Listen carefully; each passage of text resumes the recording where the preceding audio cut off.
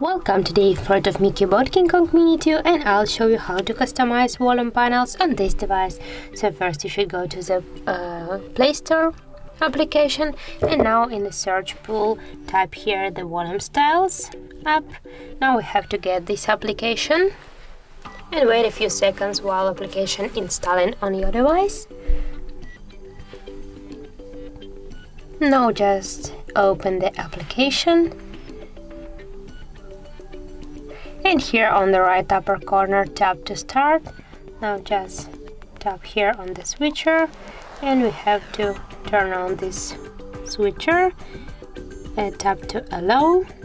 And as can you see, now just click yes, I agree. And as can you see, we got here all the available volume panels. We can select one from these panels, for example, from Android 12. Yes, can you see that's worked? For example, now we can choose another one, for example the waves. Oh yes, can you see we changed the volume panel to the newest.